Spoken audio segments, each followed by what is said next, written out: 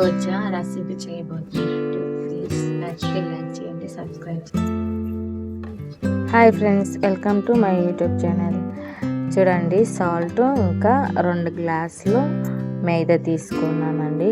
Salt అయితే నేను కొంచెం ఇచ్చేసాను, అంటే ఎక్కువ అయిపోద్దేమో అని. దాని తర్వాత బాగా కలిపేసి ఆయిల్ ఎంత కావాలంటే అంత కాకుండా కొంచెం తక్కువగా ఆ చేతిలో పట్టేలాగా కొంచెం 2 సార్లు నేను వేసాను. వేసేసిన తర్వాత నీళ్ళు వేసి బాగా కలిపేసి బాగా పిసికేసి ఒక ముద్దలా చేసేసి మూత పెట్టేసి ఉంచేసాను. ఒక పాత్ర తీసుకొని అట్లోనే చీనీ వేసాను. చీనీ అంటే ఎంత కావాలనుకుంటే అంత వేయచ్చు. వాటర్ వేసేసి ఇంకా ఇలాచీ బాగా దంచేసి వేసాను, లేకపోతే స్మెల్ బయటికి రాదు.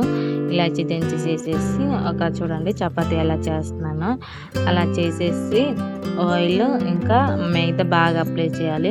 లేదు మీరు పెద్దవి చేసుకుంటారంటే ఆయిల్ని మైదా అప్లై చేసి ఆ తర్వాత మళ్ళీ ఒక చపాతీ పెట్టేసి ఆ తర్వాత మళ్ళీ అలా చేసేసి మళ్ళీ ఒక చపాతీ పెట్టేసి అలాగే చేసేసి ఇలాగా ఫోల్డ్ చేయొచ్చు.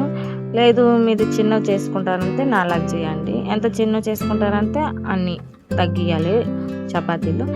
ఎంత పెద్దవి చేసుకోవాలనుకుంటే అంత అన్ని చపాతీలు అంటే కలిపేసి ఉంచండి. లేదు నాలాగా చిన్నవి చేసుకుంటాను. నేనైతే పిల్లల కోసమని చిన్నవి చేస్తున్నాను, అంటే పిల్లలు చాలా గుండు గుండు చేసేస్తారేమో అని. చిన్నవి అయితే వాళ్ళ చేతిలో పట్టుకుంటారు, అవుతుంది తినడానికి అవుతుంది.